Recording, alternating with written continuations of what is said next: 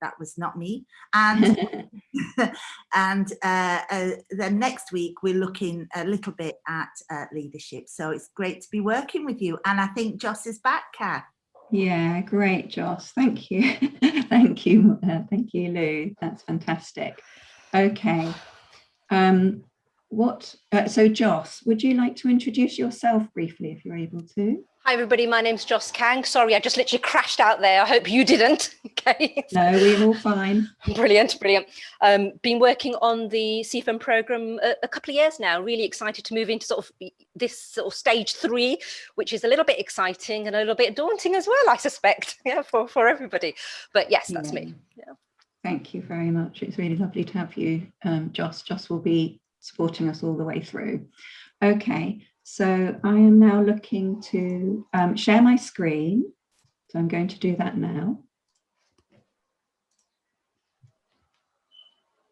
Okay.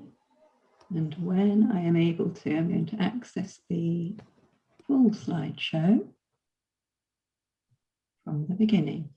Right. So I hope, can I have a little thumbs up from somebody? Just thank you very much. Okay. So again, welcome to this session. Okay, so I know a lot of you will want to get stuck into logistics and how to do the practicalities, and we will be doing some of that today, but I think it's really important that we start with just familiarizing yourself with the background and what we're trying to achieve here, and for the program as a whole, and how action research fits in, and what action research is. Let's start back at that. And then we've got a section on action research leading and what the role is there. We will have a break about halfway through our session today, comfort break, briefly. There's working with others. I think there's supposed to be plural on that, others. What is quality action research? And we'll go into exploring your topic ideas, regardless of if you've got well-developed or very preliminary and broad ideas for your topic. The session today will help you take on your thinking further on that. Okay, but before that, we would like you to introduce yourselves.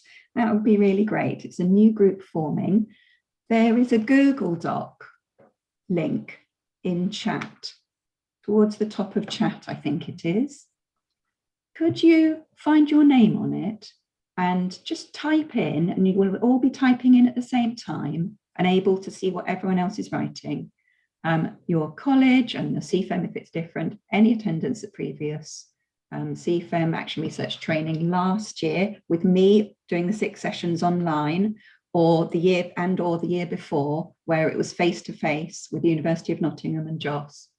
And it would be really lovely if you could make a note of your maths inspiration. Maybe it's a person or an event and your favorite application of maths to the real world. So a bit of maths in there too is always nice when we start. I'm going to stop sharing so that we can all see our own Google Docs now. So you've got a couple of minutes to write into your Google Doc. Okay.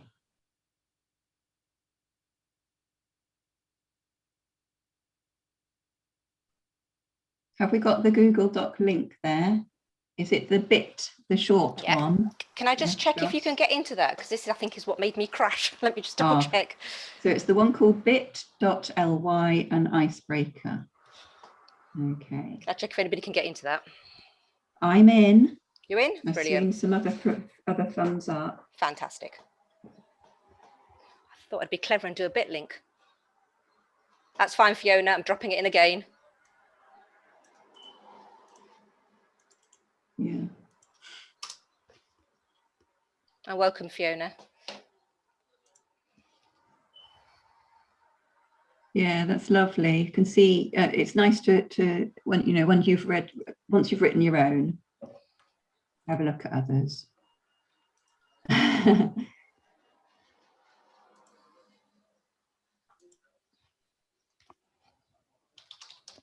Silent introductions are funny, aren't they? But this tends to enable everyone to contribute.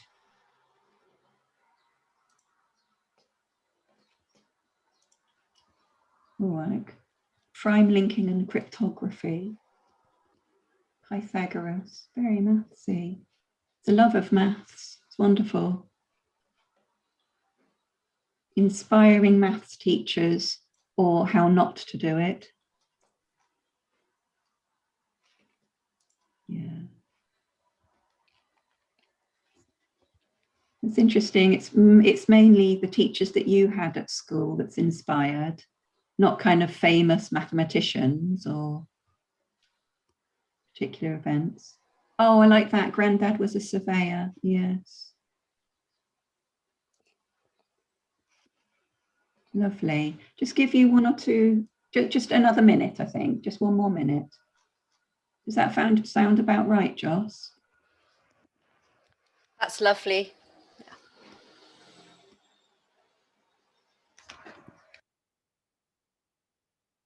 Oh, a pure mathematician is finding it hard to apply.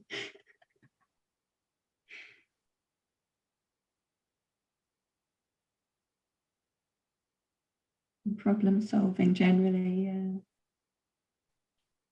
Thank you, everybody. If you could just finish off, and I can see some people are just finishing a sentence there. Take a chance again to just read other people, see who they are, who's saying what. Very common theme in the who or what inspired you to teach maths. It's your own teachers. Wonderful. Thank you, everybody. That's a really nice way of starting us off.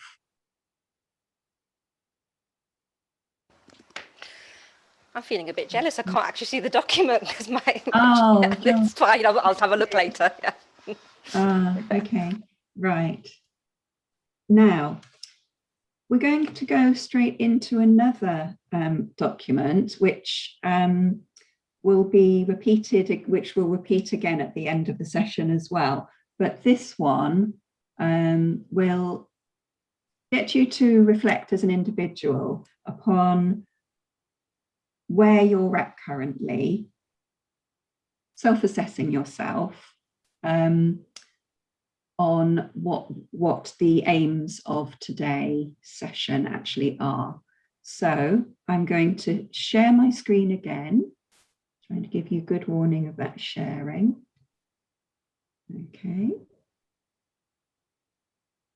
And that's great, Kath, thank you. Colleagues, for those of you who were with us before, you'll recognise this. So this is, you'll see the learning outcomes. So these are the 5 learning outcomes which we want to really address today.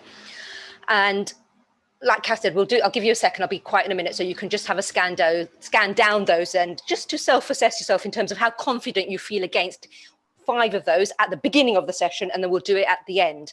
But I just want to take a step back. So this comes from, oh goodness me, this comes from the Education Training Foundation's research on effective practice guidelines, assessment for learning. And what the research found was that as in any learning relationship, we've got the practitioner and we've got the learner, and the learner has a responsibility. And in this case, the guidance suggests that the learner, we need to set up an environment where learner can monitor and evaluate their own learning, but obviously supported by the practitioner, supported by the teacher. So this is a way of yourselves as learners monitoring and evaluating your own learning as we move through the next 3 hours. Okay. What they also found was that actually teachers have a responsibility as well, but teachers' responsibility is to set targets and to review learning. And I think that's really interesting because for a while in the sector, learners were asking to be set, they were setting their own targets, but here the research suggests actually teachers set targets because they know the subject, and they review learning supported by the learner. So I'm going to be quiet for a moment and just ask you to have a scan down A, B, C, and D, and just to scale yourselves at the beginning of the session. If you want the actual document, I'll drop it into chat. If not, you can just make a note of A, B, C, and D in your scores. Yeah? This is for your eyes only, not ours, because it's you who are monitoring and evaluating your learning against those learning outcomes. Okay. So I'll just drop the document if you want the hard copy. If not, you can just make notes against A, B, C, D, and E. Okay, colleagues. I'm hoping you've had a chance to, just turn my timer off. Hope you've had a chance just to self-assess against those 5 learning outcomes. The day is going to be organised around those 5 little chunks this particular morning. And we will revisit later on today to see if there's been any shift. Okay. Thank you, Joss.